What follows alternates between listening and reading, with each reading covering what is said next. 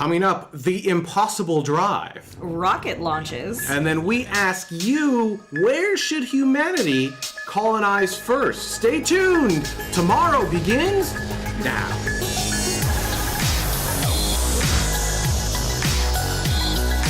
Oh, it's beautiful, Mike. Got the flag up now. You can see the stars and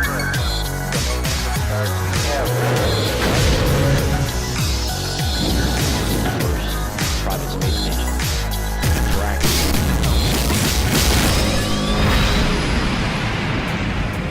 And welcome to Tomorrow, episode 7.23. Oh my gosh, 23 of these already this year. No. Holy cats. Not a thing. It is Saturday, August 2nd, 2014. My name is Benjamin Higginbotham. With me, as always, is my beautiful, lovely, wonderful, and talented wife, Carrie Ann Higginbotham, and we'll be your hosts for this episode this week.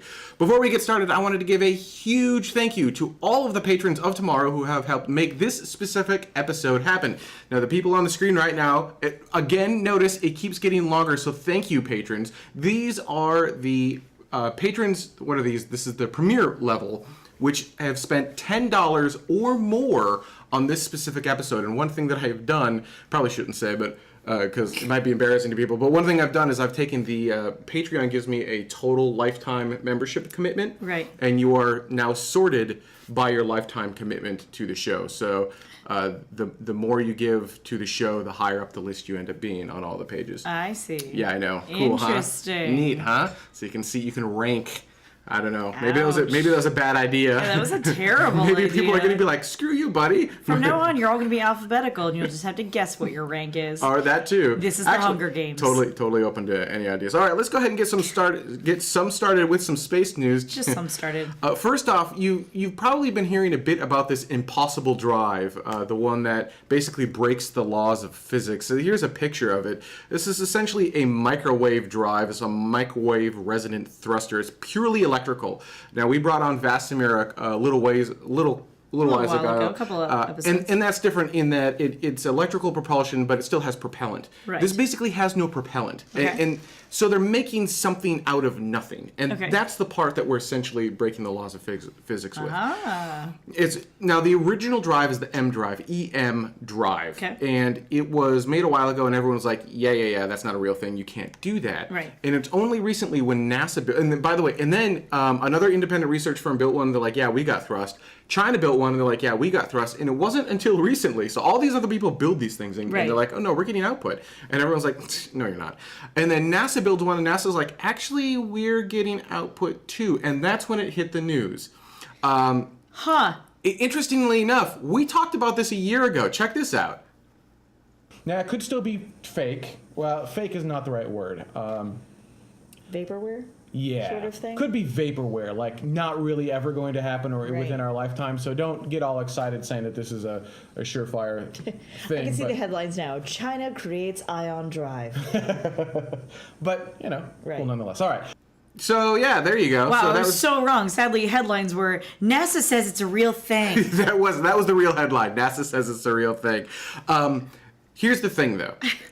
Look, we want to get excited about it, and I have said for a long time that the most costly thing of rockets today are the fuel. And people think, I have to clarify that isn't the pure cost of the fuel. That's actually the least Right. expensive part of the rocket. But when you consider what it takes, all of the propellant, the entire rocket is fuel. Right. It's just the teeny tippy top of it that's not. It takes all that propellant. Right. Now, these drives aren't getting you off of Earth. You're not breaking Earth's gravity well, so you're going to still need a combustible engine of sort to get you Right. Off the planet. But once you're off the planet, you could use a drive like Vasimir, something like that, Right. to get you to where you need to go, and you don't have to carry all that fuel up with you, so now you have more potential payload.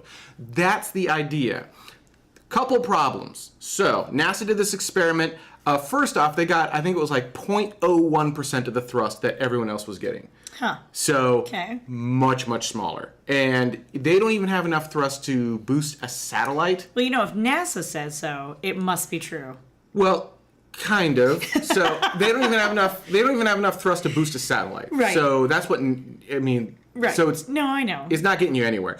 The other thing was, they had a test article. They had two test articles, one that was supposed to generate thrust and one that was designed to not generate thrust. Okay. Both generated thrust.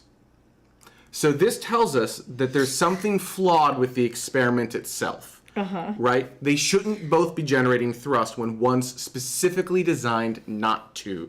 That's a problem. Right. So something's wrong somewhere. Other problem, it was in a vacuum chamber Okay.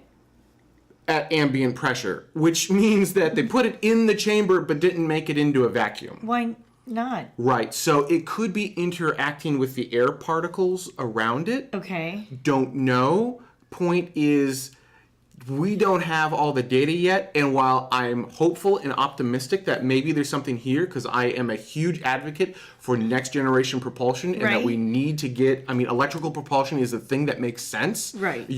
It's what we're going to need if we want to be a long-term spacefaring civilization or something like it. Chemical propulsion, in my humble opinion, is not the long-term solution. Right. Doesn't mean we should wait for electrical propulsion. Let me be clear on that. Chemical propulsion can get us to Mars, get us to Venus, get us to where we need to be. Right. So we shouldn't wait for electrical or something else. Right. We shouldn't wait for warp drive. But that's where we want to be. And I'm not sure this is it. The data is inconclusive in my opinion. So there you go. The magic drive that NASA says is, everyone's calling it the impossible drive, may still actually be impossible. Make sense? Yes. So many Really? things. So many yeah, things. no, yes. I just, that just sort of sucks in so many different ways. Kind of. But it's still cool if it works, right? There's a possibility it will actually work. So we'll see. I'm holding judgment for a little while yet. Yeah, I think we all are. They only did like 8 days worth of tests. There need to be a lot more tests. Sorry, we spent a lot of time on that. Let's move on. Yeah. There was a Delta IV launch July 28th at 23:28 p.m. Universal Time. Check it out. 6, 5, we have ignition of the RS-68 engine. 2, 1, we have liftoff of the United Launch Alliance Delta IV rocket carrying the Space 4 mission for the United States Air Force. Now this was in a medium plus 4.2 configuration. That 4.2 means it's a 4-meter fairing with 2 solid boosters on the side, which you could see on the either side there.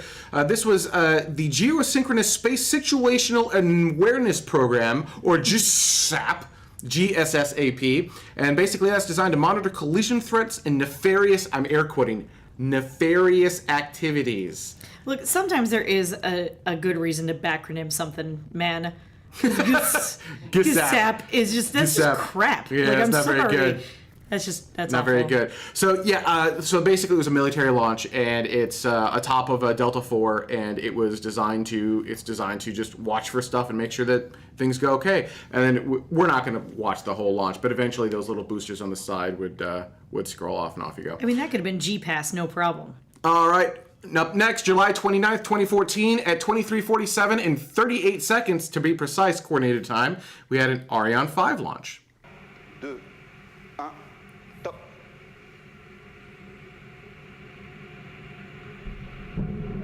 Allumage Vulcain. Allumage des 2 EAP et décollage.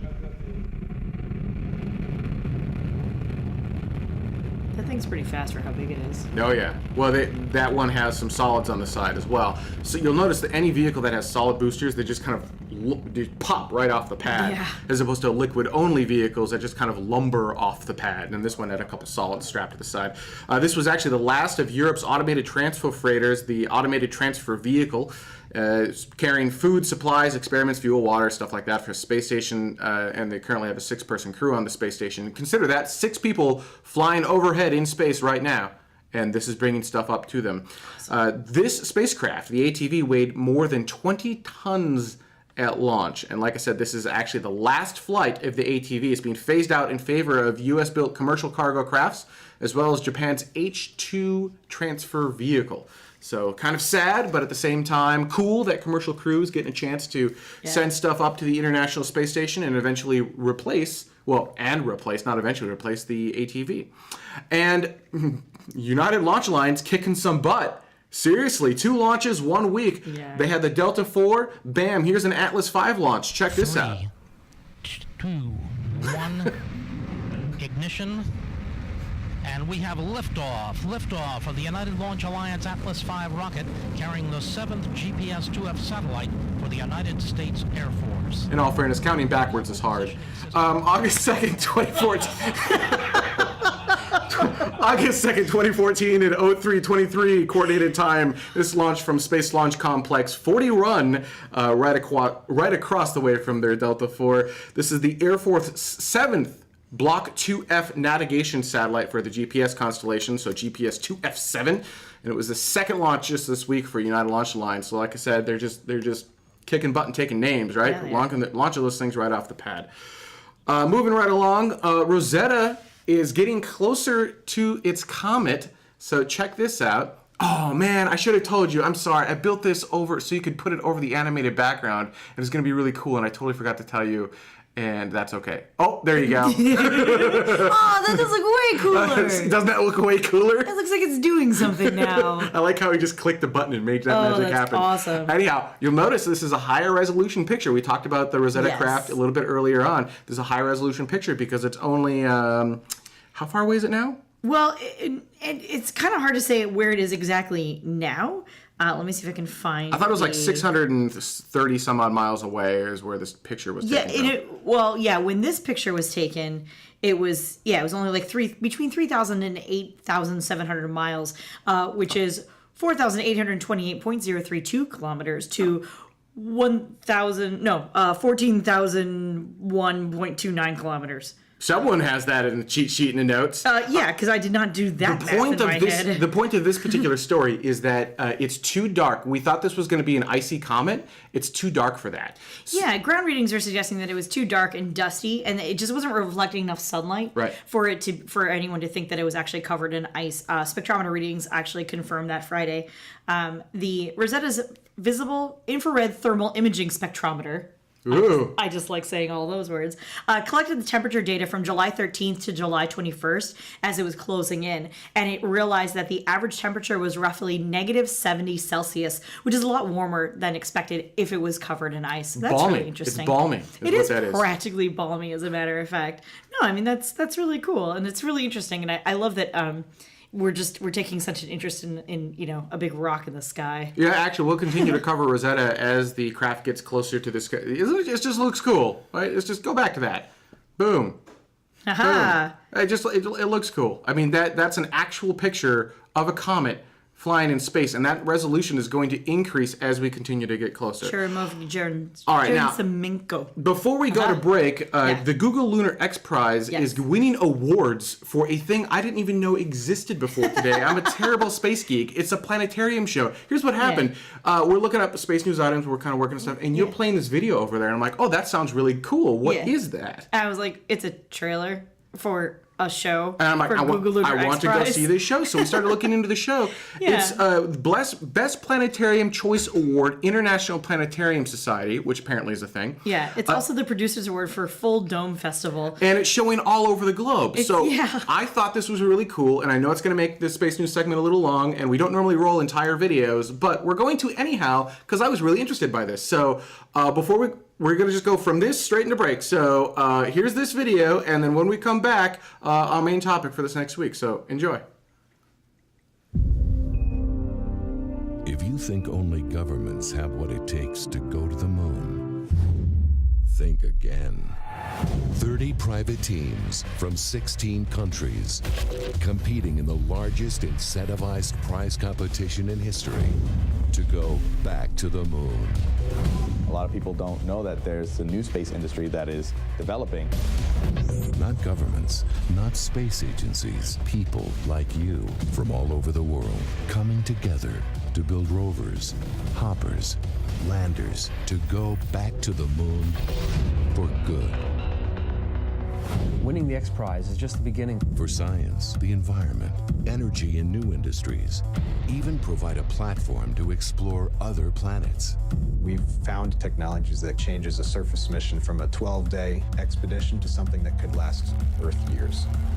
Tim Allen narrates this unique, immersive experience as private teams from all over the world compete to be the first to send a lunar robot to the moon. travel across its surface, and transmit video and images back to Earth. We're going to capture the moon in a resolution that has never been done before. All to win the biggest competition prize in history. Connection to lander lost. Which team will show us what the future looks like? We still have no status update. Signal acquired. We're down safe and on the moon.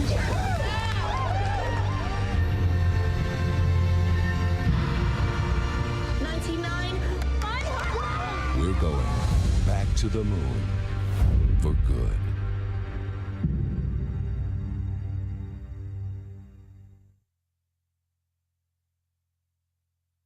Look into her face, determination in her eyes. She won't give up or quit or fall for little fashion lies. Filled with awesome expectation, this girl's a fascination. Nothing in her way will keep her from her destination. 'Cause she's fire walking, she's fire walking. When it's hot, she keeps on moving, the heat keeps on improving. Yeah, she's fire walking, she's fire walking to be free. And welcome back to Tomorrow. I'd like to thank all of the patrons who have helped make the main topic of this specific episode happen. These are the people who've contributed at least $5 or more to this specific episode. If you'd like more information on how you can help Tomorrow continue to produce shows, you can go over to patreon.com/TMRO. We are a crowd-funded show, so all of your contributions help. Even as little as $1 will help us a great deal. All right, so our main topic this week is going to be, I keep saying Venetians, and it's, what is it, Dada? It's Venusian. Venusian. It's Venusian habit. I'm so used to saying Venetian. Maybe it should be like a Venetian. Venusian habitats. Venusian? The concept is, we were talking with Dave Maston last week, and we're saying, I accidentally made the mistake of saying, hey, we should go to Venus instead of Mars, and Right. Dada, you said... Why not both? Why not both? Which is correct. Dada's our director, by the way, which is correct. Why not both? This random voice from above. Hello. There Hello, you go. Dada. So now the main topic is, okay, so how would Venusian habitats work? Mm-hmm. And what should we do first? So to make this all go, we are also joined by a bunch of our patrons via, I suppose they're patrons anyhow, but citizens of Tomorrow via a Google Hangout. So we're trying something somewhat new on this particular show. We have got Badger Legs in there. We've got Jim and Craig. Is that still everyone that's joining us via Google? Or did we get anyone else? Is Beezy in there yet? I'm going to say no. All right, so anyone on the Google Hangout, feel free to chime in at any time and say, yay, nay, or otherwise. But basically, the concept is, should we go to Mars or Venus first? And I'm going to throw that over to Badger, actually, first, if you want, and say, what's your concept? Should we be doing Mars or Venus? I believe we should definitely be doing Mars first. And why? But we could do Venus at the same time. Mars is a lot easier, the resources are easier to get at, and we're not doing unproven things. We've proven we can do everything, we just need to throw enough money and national resolve at it at this point. But that's hard. That's easier said than done, throwing enough money in national resolve. We can't even get to the moon, let alone Mars or Venus. We can barely get up to the International Space Station that we've flown, so how do we fix the money problem, in your opinion? Well, getting to the moon, that was George Bush's idea, and when Obama took over, he didn't like that idea, so he switched to going into an asteroid. There has to be a national resolve, and you don't get that without a player, a charismatic figure like Elon Musk that can rally people around a concept, like Kennedy did after he died. Does it have to be a private company like Elon Musk, or do you think it could be anyone? It helps if it's a private entity, and it can be anybody. If we have a popular enough president, if we have enough competition, say if the Russians are saying, well, they're now going to compete with us, the Chinese are offering competition, if there's a reason that rallies enough people behind the cause, ultimately it's American tax dollars that are going to be used, at least if America's going to Mars first. All right, let's slide on over to Jim. Jim's also joining us via the Google Hangout. Jim, in your opinion, should we be getting to Mars first or Venus first? Mars, most definitely. Just like Elon says, it's a fixer-upper planet. Unless you want to fix up living in 900 degrees or 9,000, whatever the heck it is on Venus, or living in a cloud like on Star Wars, forget it. And you don't think so? We talked last week about being able to possibly live in have floating clouds or floating cloud habitats. You don't think that would be a viable? Because it was good. It was even like the cloud station in Star Wars. Believe me, ask somebody who's been on a boat a long time. Sure. They wouldn't mind having a front yard. Think about it. All right, Craig, how about you? We'll slide over to you. Mars or Venus first? Definitely Mars. Venus is a little bit warm to be trying to go habitat, and just think Mars is the place to go first. All right, and would you go to Venus at all, or would you just skip it and say, all right, let's move on to Enceladus or some other slightly more solid place? Unless you find something of extreme value to seek out on Venus, whether there's some mineral or some alloy or something, I just don't know that there's a value proposition for going to Venus at this point. Whereas Mars is a planet that is more habitable, or more likely to be able to turn into a habitable planet, and I think it's just a better first choice for us. No, that makes a lot of sense. All right, actually, I'll throw it to you, Dutta, as well in our control room, because we have the Dutta cam now. Which would you do first, Mars or Venus? I think I do both, or try to do both. I don't. We don't know what we don't know, and there's certainly plenty of opportunities to discover all the things that Venus has to offer, all the things that Mars has to offer. It's just a matter of getting the nation and the money together to be able to do it, and go forth and discover what we don't know about everything else yet. All right, so that seems to be a recurring theme, right? Getting the nation and money together. How do we? I'll let anyone chime in on this one. How do we do that? Awkward silence. I will say really quickly that the chat room overwhelmingly is for Mars over Venus. Wow. Not necessarily even first at all. Venus is just chat room comments after comments are like, Venus is too dangerous. It's 400 Celsius, 90 atmospheres pressure at ground level. Same pressure as 100 meters underwater. You're talking about atmospheric super rotation, so living in the clouds is not really a thing. And it's multiple people. It's not just like one person saying absolutely not, absolutely not, absolutely not. Because that was kind of an interesting idea of having these floating cities in the clouds, because the pressure is about the same as Earth. Right. So when you go down to the surface of Venus, it becomes extremely hostile. Right. Being able to do anything is very limited. But so, all right, so then let's open this up a little bit more over, because the chat room seems to be overwhelmingly in favor of... Well, and not just that, but they're also like, moon, do the moon first, moon. All right, let's open this back up. Let's open the question way up then, because I was going to make this about Venus. Let's open this up to, where should humans go first? Right, so we've already been on the moon, but let's not count that, right? We did flags and footprints. Where should we... let me reword the question. Okay. Where should humans colonize the solar systems first? See, and there you're going to go right back to moon and Mars. Absolutely. Why anyone isn't, interestingly, talking about the moons of Mars as opposed to just our own moon is a little bit beyond me. But go right ahead. All right, let's throw it back to the Google Hangouts and see what those guys are. I'll throw it to who do we have up right now? There you go. That's Jim, right? Yes, no, maybe. Craig. It's not Badger. That's all right. So whoever in Google Hangouts wants to answer the question, where should we go first? I think we have to go to the moon first. All right. Why? It's the closest, it's the easiest. We already know how to do it. We need to test out the systems that we're going to use later on Mars, and even possibly, I know Carrie Ann was saying, why go to the moons of Mars? But I think that's a natural stepping stone, and we could stage things there. We could hard land. We can get resources there. We just need to develop the technologies, and the easiest way to do that is Mars. The moon first. So we have to go there. So the moon becomes a launching platform to the rest of the solar system.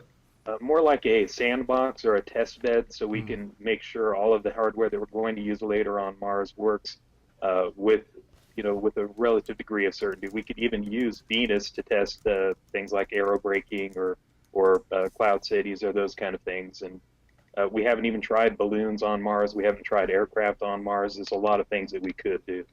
Well, actually, that brings up another interesting and valid point, which is air braking will work on Venus and it will work less on Mars, and it won't work on the moon at all. So how much do you think we actually can learn, or is each one of these a new learning experience? How much can we really learn on the moon? Oh, did we lose him? One person is saying that the moon could essentially act as the gas station on your way out of town. Okay. Right. So exactly as Badger Lakes is suggesting, that it's a decent test bed. It's a decent place to do different things, and then on your way out to somewhere else, which I guess is kind of my point about the moons of Mars anyway. Okay. Some people are saying that it's easier, or I'm sorry, that the moons of Mars have very low gravity, problematic for long stays. But it also seems to me that it would be easier to get in and out of than Mars itself. But, I could be wrong. No, that makes sense, right? You can use it as a kind of transport system up and down. Jim, how about we'll throw it to you? Where in the solar system should we go first? I have to give you a qualification. I'm incredibly old. Not only do I remember the Apollo landing, I remember the Echo 1 satellite. I don't remember Echo 1. What's Echo 1? Of course you don't remember Echo 1. Your mom probably wasn't born then. That was a gigantic. I saw that when I was 3 or 4 years old. My dad showed it. They launched all they could launch. They couldn't put any weight up there, so they took a giant. These balloons you get like at the party store. They made an aluminized balloon that was like 100 feet in diameter. It was reflective. All it did was go around the Earth and make this gigantic, bigger than Venus star run screaming across the horizon. So that was one of the either the first or second real satellite we launched after I think the Vanguards quit blowing up. But so I remember the moon landings quite vividly. There's no reason to go back there unless somebody can say we can definitely do this or that on the moon that would be cool and useful, either to get us to Mars or get something useful back to Earth. Just to go down there and walk around and scoop up moon rocks and all that. We've been there, done that. We got the T-shirt. Let's just think bigger. The reason we went to the moon was because President Kennedy said, and I love him for it to this day, we're going to go because it's hard. Well, Mars is even harder, so that's a better reason to go there. Sermon over. So skip the moon. We've done the moon. Straight to Mars. Forget the moon. We already have that T-shirt. Let Google send a fleet of robots up there and dig holes and say, hey, yep, there's a lot of dirt and rocks here. We sent the postcard back. It said, right. Wish you were here. I like all the T-shirts, though. All right, let's move on to Craig. Craig, what do you think? Where in the solar system should we go first? Craig can't hear us. And/or we've lost Craig. And/or we can't hear Craig. All right. And then, Dutta, did you answer the question yet either? So, one of the things that strikes me is that there's been a long period of time between when we first landed on the moon and all this resurgence of interest now. I think that the moon being easy might kickstart a new generation of people that want to go and do, and then we can proceed to Mars or Venus or whatever. But I don't think it needs to be limited to just one place. But I think doing something, just going and doing something, would kickstart a lot of interest and a lot of exploration just to go and do, because it was hard. All right, what does the chat room say at this point? It's sort of all over the board. We're getting a lot of this, that, and the other. Venus is still harder. Buzz Aldrin outlines, how to get to Mars. We should be doing Moon, Mars, and beyond. The only other thought that sort of came to me at all, and it's very random and very, very raw, so I apologize for it not being thought out altogether, but what would happen? What would the world look like if we said, you know what, China, take the moon. That's cool. No big. Earth, we're gonna, or the U.S., we're gonna take Mars. Russia, Venus is all yours. Cool, right? We'll just start dividing up the rest of the galaxy by countries or by continents. Yeah, that only works until there's a massive resource on one of those things that we want, right? So all of a sudden, I suppose, China finds oil on the moon, and it happens to have a tube that goes back to Earth. Sure, but in my Star Trekian universe that I pretend where the sky is utopian purple, universe, yep. Right. Then whoever finds whatever it is, and it's really cool, it all gets either sent back to Earth or it gets shared amongst everybody. Right. So China's like, hey guys, we figured out this heat problem. It's cool. Venus, gorgeous. Come on over. And we're all like, yeah, no, that's awesome. You know what I'm saying? Like, whatever it is. I suppose I gave the moon to China and gave Russia. Whatever. You know what I'm saying? You get the idea. Yeah. I don't know. It's an interesting. So this was a fun experiment on the show to bring in Google, just regular community members that are all space fans. Thank you, Badgers, Jim, and Craig, as well as Dada, who is our director week after week, for joining us live and giving us your opinions. Let me know what you thought about this. It was a little rough. Because first time we've ever done it, so I'll openly admit, a little bit rough. We'll find better ways to do that in the future. I think, we can totally find a better way to do that in the future. Good talk. And as somebody else said in that room, really awesome that you have young people and so-called older people who are all passionate about the same kind of thing. We're all united by the same passion, and that's very, very cool. Absolutely. I love that we have people who saw Apollo happen, and we have people who weren't even born yet that can only dream of what it was like to be alive when Apollo happened, all sitting in the room at the same time, all looking to humanity going, why aren't we doing this yet? And I think we are hopefully the people that will help elicit change. You need the people that will do it, obviously. You need the SpaceX, the Massive Space Systems. You need the even the Virgin Galactic, the X-Core Aerospace, all these guys. All of them have a place in the new galactic empire of Earthlings, as it were. And all of them are helping make it happen, so you have to be able to do it. But then you also have to have the will to do it as well. And hopefully the community of tomorrow is what will supply the will, the want to go, as opposed to just the we can go. We proved that actually back with the Apollo 11 era, right? Right. We were able to go, but we no longer wanted to go, and so we haven't been back. Right. Well, I'm hoping that now we want to go again. What do you think? Where do you think we should go? What is the first celestial body humans should go to? Not the only, just the first celestial body, and why. Leave your comments on Patreon, leave them on YouTube, wherever you want to leave them. We've got a Facebook group, we've got all that fun jazz. Whatever, we monitor all of that. We'll bring it back into the show, and we'll bring it into our comments next week when we're looking back at this show. Speaking of, we're going to take a quick break, and when we come back, comments from our last week's show. Stay tuned. We'll be right back. Welcome, future patrons of Tomorrow. If you're not familiar with who Tomorrow is, we're a live weekly webcast about the cosmos and human exploration of the stars. We'll feature things like rocket launches, we'll have guest interviews, we'll have amazing conversations about the cosmos, and of course an interactive chat room so that you can not only talk with other like-minded cosmic explorers, but also us, the hosts of the show, as well. And we're just generally excited about humans exploring space, and we're here on Patreon as a way to crowdfund the show itself, because this isn't something that a normal network would pick up, but it is something that a lot of us are really, really excited about. For those of you not familiar with Patreon, think of it like a recurring Kickstarter, a way for you to contribute to the show, but on a per episode basis instead of just once. Now, you can contribute whatever amount you feel fit for these episodes, but once you start hitting that $1 mark, we're going to start giving rewards back to you. At $1, you'll get your name in the credits. At $5, you'll get your name in the credits. Plus, you're going to get a exclusive Google Hangout. At $10, you get even more stuff. Contribute what you feel is fair. Now, you know what I said, this is on a per episode basis, and we do have more than one episode per month. So if you want to make sure that you don't spend too much money per month, you can set an upper level cap. For example, you can contribute $5 per episode, but no more than $25 per month. Or you can contribute $1 per episode, but no more than $10 per month, whatever fits your budget. And if you'd like to see where your crowdfunded contributions are going, check out our goals. We're always getting new equipment. We're trying to do cool new things with social media. We're trying to do some amazing things in this space. And each goal helps us get closer and closer to realizing one of those new things. With the help of you, our patrons, we can make this show truly something special. And let me be the first to welcome you to Tomorrow. I don't know who you have to wait for it to go to black. you dissolve out of it before it's done, and then we have a break point. Bad data, bad director. I'd like to thank all of the patrons of Tomorrow who have helped to make this specific segment work, and there are a lot of them. Here we go. These are the Patron Plus.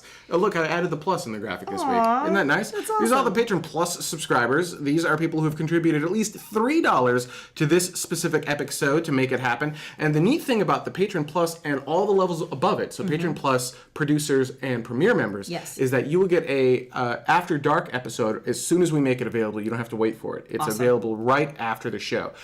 For everyone else, for example, the Patron subscribers, these are people who contributed $1 or more, or anyone else. So again, a huge thank you to all the patrons of Tomorrow. So $1 per episode or more. That's this list. This is just, by the way, $1. Everything. This isn't even or more. This is just. This list is $1. So huge thank you to all those patrons, and Patreon.com/TMRO for that. But then about 4 weeks or so after this episode airs, if you're not a patron of Tomorrow, or you're at the $1 level and you really wanted to see After Dark, fret not. We will make it available to you publicly. Yep, absolutely. So we're trying to make it so that you can view all of our content, but if you're willing to support the program or able to support the program through Patreon, you get the reward of being able to see it right away. All right, let's go ahead and get started from some comments from last week's show. This one comes from High Powered Plant on YouTube. Planet. From YouTube. So close. So close. You know, we had such an epic show last week. I know. It was so amazing with Dave Maston. I know. This is just showing where the bar actually is. All right. High Power Planet from YouTube says, as a longtime viewer of the show, with my first comment, I have to say that I wish you had a better $1,000 goal. I rarely watch live, so I'm relegated to YouTube, and I'm not currently a Patreon supporter. However, I also allow the entire ads to play in hopes that you get the maximum possible revenue. I'm not sure, nor do I need to know what your ad revenue is, but I'd rather keep the YouTube ads and put the revenue to supporting the show. Yeah, so a couple things. Actually, is there one? Yeah, the $1,000 goal. We made up the goals. Yes. And I made up goals that I thought you guys would like. Right. I may have misstepped. And maybe you guys don't mind the ads. Or maybe you go, I don't care, I have Ad Blocker Plus and I never see your ads. Right. I really don't know. So we've got these Patreon goals and we've already made a few of them, and we're using the money from these goals to improve the show. Once we get this next payment from last month, we're going to be using that to get a new what's called Casper CG system. That's going to be for the video rolls. It's also going to allow us to insert social stuff at the bottom of the screen. Right. It's going to be amazing. It takes a little bit of time. So, like, you have to get to the end of the month, and you have to wait more time for the money, then you have to order the equipment. So it's like a 2-month lag. It is, unfortunately. Sorry, but, guys. you know, it helps us, right? We've got more cameras. We've got better audio now. We've been slowly improving the show with new equipment, new cool stuff, live stream. And I want to be very clear that the money does go right back into the show.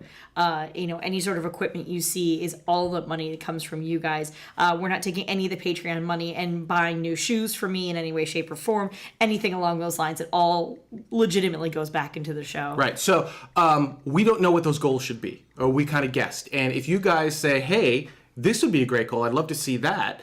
One of two things. Either if it's just a good idea, we'll just do it outside of the goals, right? Yeah. So if we have to throw our own personal money at the show, we've done that for 6 years now. Yeah. We'll keep doing that. Or B, if it does make sense from a Patreon goal, we'll absolutely tweak the goals to something that you as the community want to see. So let us know what you want to see, and we'll make that happen. Yeah, and let me know. So the next one comes from, I have no idea how to pronounce that. This is also from YouTube? Yeah, from YouTube. I believe it's Charf, but I'm not. Charf. I'm not. Gesundheit. Yeah, well, you know, it's not Snarf. Anyway, I've been noticing this for a while, and I didn't feel like commenting on it, but now I do.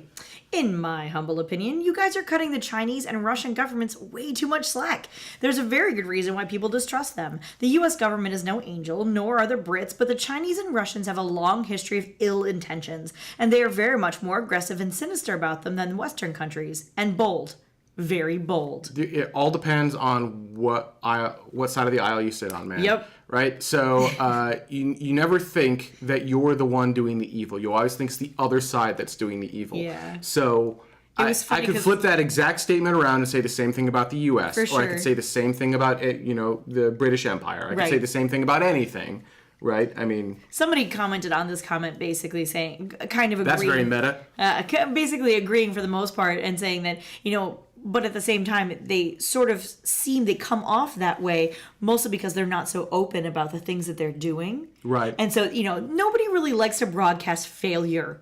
Nobody. That's right? because we don't accept failure. Sure. Even in test programs. No, but I mean, even as a human being, you don't want to say, hey, here's that one time I tripped up the stairs and broke my nose. Isn't that awesome? No, inherently, you don't want to do that. Sure. So as a government agency, if you don't have to do it, you can decide not to, then don't. You know what? That's your prerogative. That's the way you want to run things. Who am I to disagree with that? I might think it's different, or I prefer a different way. But, so that might be one of the reasons that they are coming off as secretive and as if they're hiding something.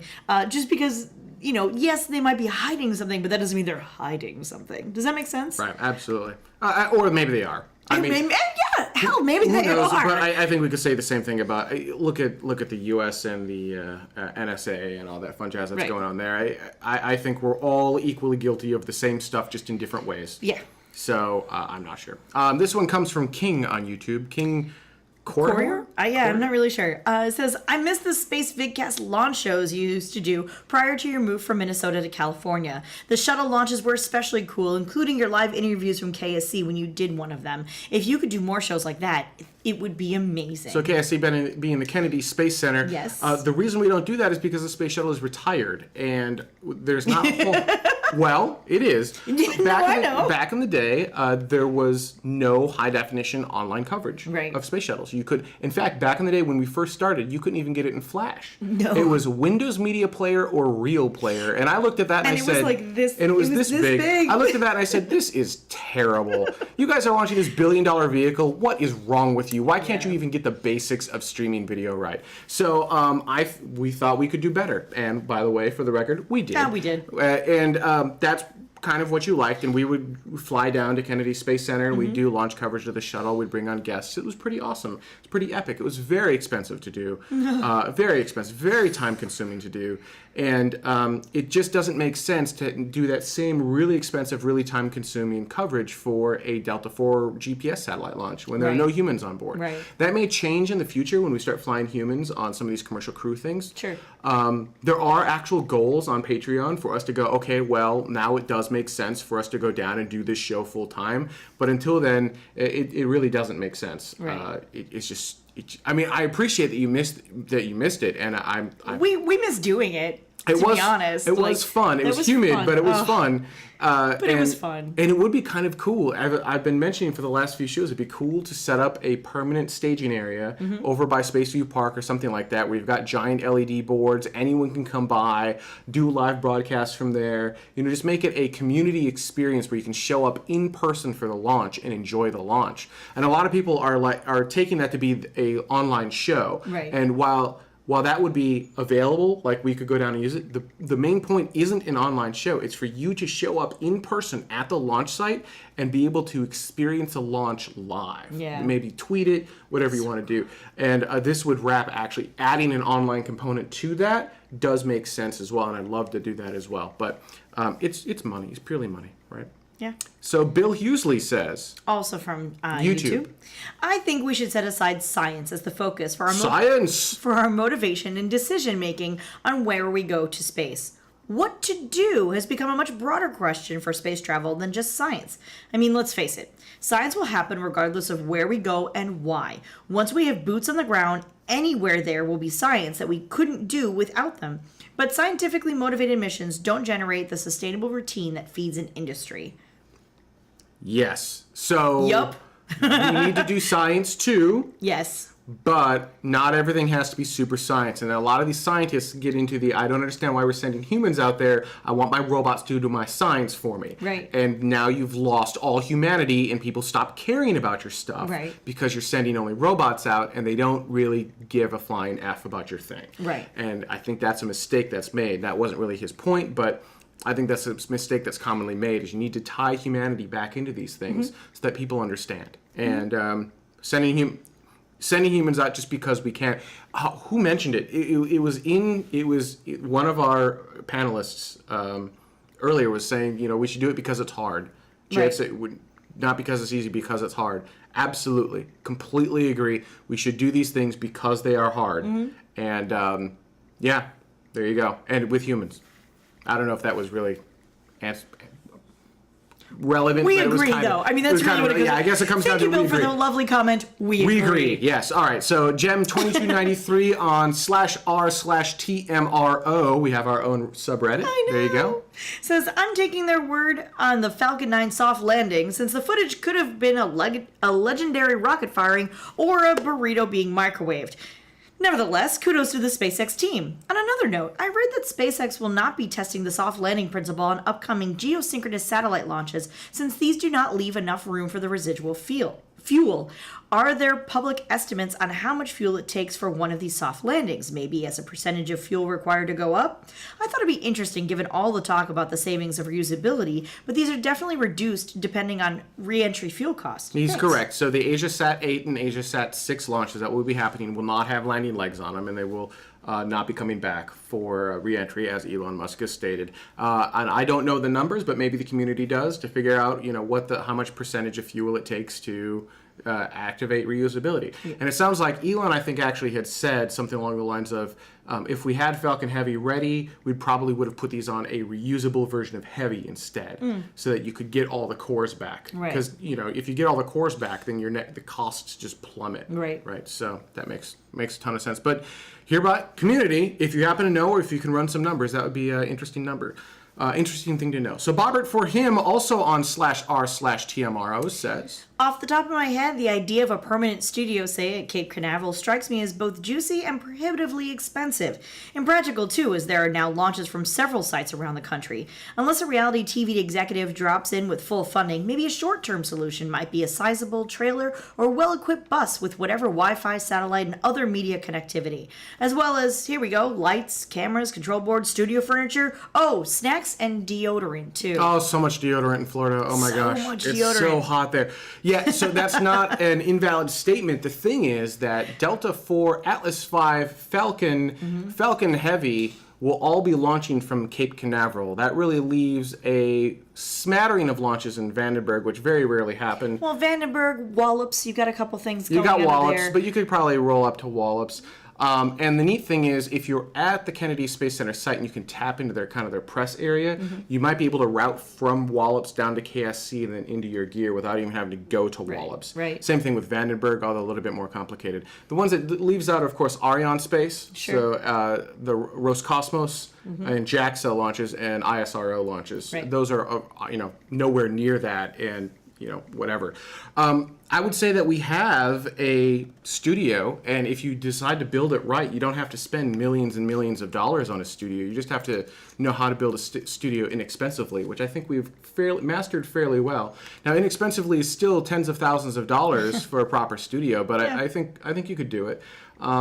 So I think it's possible. It doesn't have to be, but again, my space doesn't have to be a studio space. I Right. want this to be a viewing spot Right. for people to get excited about launches again. And it feels like Kennedy Space Center, that's where these launches happen for the most part. A majority of launches happen. In fact, when we were watching this, 2 of the 3 launches happened at Kennedy Space Center. Oh, there you go. Right? So 2/3 of just the launches this last week were Kennedy Space Center. Awesome. That's what makes sense to me. Now, if this grows and becomes a big thing, then why wouldn't you expand to Ariane Space? Right. Or somewhere out there as close as you can get, because they're like in the middle Franchise of out. They're in the middle of the freaking rainforest. Same in Russia, they're in the middle of these things are really in the middle of nowhere, right? At KSC, you can get about public can get about 10 miles away. Right. There, you're like 100 something. I don't know. Right, Anyhow. right. No, So, yeah. That's funny. I mean, not an invalid comment, but No. if you're totally right, it comes down to money, right? So if there's enough money and there's enough support behind it, and it's something that people want, then we'll find a way to make it happen. This one comes from this is our final comment. This one comes from Patreon. James Moore says, I can sum up the interview with Dave in 6 words. Everything is awesome. Spaceship, spaceship, spaceship. You're welcome. "Everything is awesome. Everything is great when you're working in teams." Something like that? Something like that. All right. Or when you're in love. I'd like to, sure, when you're in love. I'd like to thank everyone so much for watching this week. Leave your comments on YouTube, Reddit, Reddit/r/TMRO. There's some fantastic conversations going on over there. That's really starting to take off, so thank you everyone for making that happen. And actually, a quick question. Chris, one of our subreddit admins, asked, if you're a patron subscriber, would you like special flair on the subreddit? And then if you get the flair, would you like your level of membership up on that flair?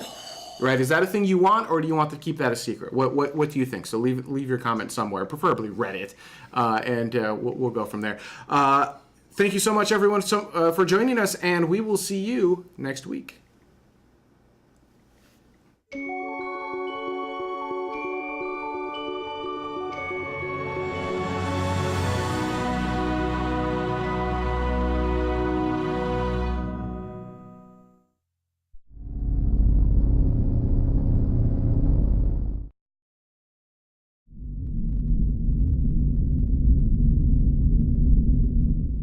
Coming up, the impossible drive. Rocket launches. And then we ask you, where should humanity colonize first? Stay tuned. Tomorrow begins now.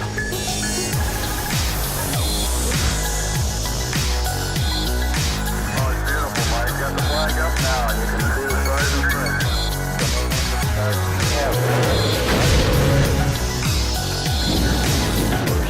Private space station.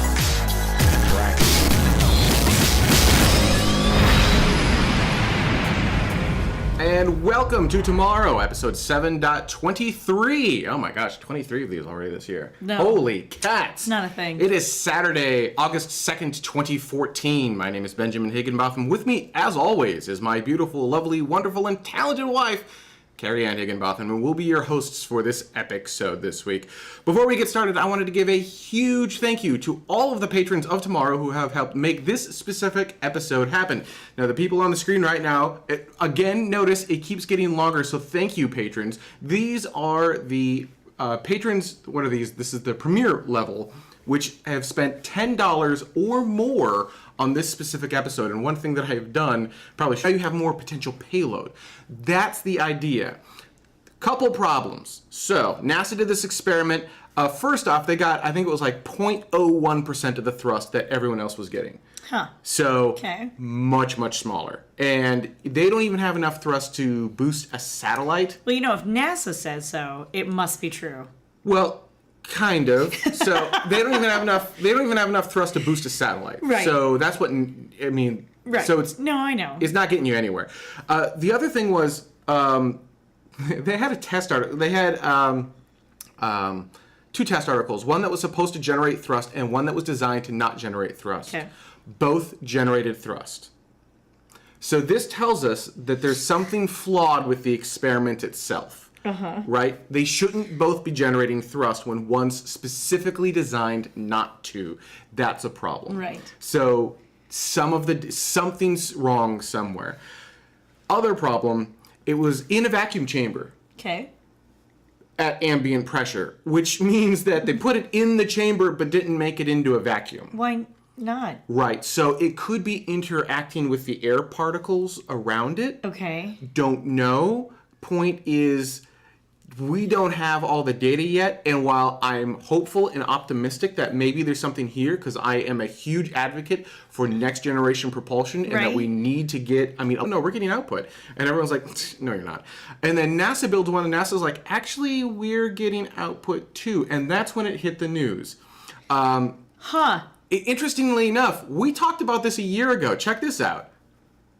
Now, it could still be fake. Well, fake is not the right word.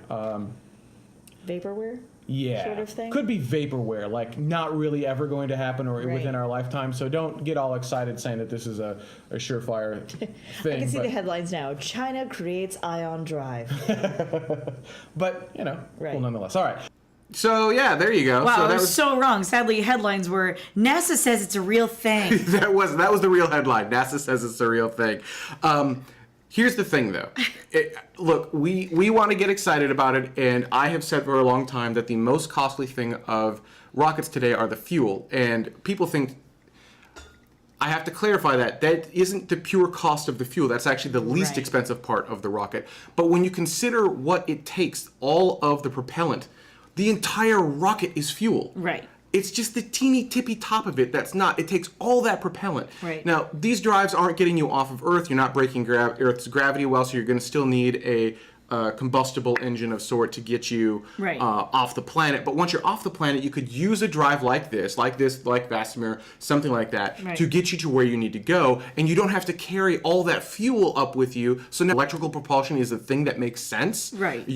It's what we're going to need if we want to be a long-term spacefaring civilization or something like it. Chemical propulsion, in my humble opinion, is not the long-term solution. Right. Doesn't mean we should wait for electrical propulsion. Let me be clear on that. Chemical propulsion can get us to Mars, get us to Venus, get us to where we need to be. Right. So we shouldn't wait for electrical or something else. Right. We shouldn't wait for warp drive. But that's where we want to be. And I'm not sure this is it. The data is inconclusive, in my opinion. So there you go. The magic drive that NASA says is, everyone's calling it the impossible drive, may still actually be impossible. Make sense? Yes. So many Really? things. So many yeah, things. no, I mean, yes. I just, yeah, I mean, that just sort of sucks in so many different ways. Kind of. I mean, but it's still cool if it works, right? There's a possibility it will actually work. So we'll see. I'm holding judgment for a little while yet. Yeah, I think we all are. They only did like 8 days worth of tests. There need to be a lot more tests. All right, we spent a lot of time on that. Let's move on. Yeah. There was a Delta IV launch July 28th at 23:28 p.m. Universal Time. Check it out. 6, 5, we have ignition of the RS-68 engine. 2, 1, we have liftoff of the United Launch Alliance Delta IV rocket carrying the Space 4 mission for the United States Air Force. Now, this was in a medium plus 4.2 configuration. That 4.2 means it didn't say, but because it might be embarrassing to people. But one thing I've done is I've taken the Patreon gives me a total lifetime membership commitment. Right. And you are now sorted by your lifetime commitment to the show. So the more you give to the show, the higher up the list you end up being on all the pages. I see. Yeah, I know. Cool, Interesting. huh? Neat, huh? So you can rank. I don't know. Maybe that was a bad idea. Yeah, that was a terrible Maybe idea. people are going to be like, "Screw you, buddy." From now on, you're all going to be alphabetical, and you'll just have to guess what your rank is. Or that too. This is the Hunger Games. Totally open to any ideas. All right, let's go ahead and get some started with some space news. Just some started. First off, you've probably been hearing a bit about this impossible drive, the one that basically breaks the laws of physics. So here's a picture of it. This is essentially a microwave drive. It's a microwave resonant thruster. It's purely electrical. Now, we brought on Vasimir a little while ago. A couple of episodes. And that's different in that it's electrical propulsion, but it still has propellant. Right. This basically has no propellant. Okay. And so they're making something out of nothing. And Okay. that's the part that we're essentially breaking the laws of physics with. Ah. Now, the original drive is the M drive, EM drive. Okay. And it was made a while ago, and everyone was like, yeah, that's not a real thing. You can't do that. Right. And it's only recently when NASA built, and then, by the way, another independent research firm built one, and they're like, yeah, we got thrust. China built one, and they're like, yeah, we got thrust. And it wasn't until recently. So all these other people build these things, and Right. they're like,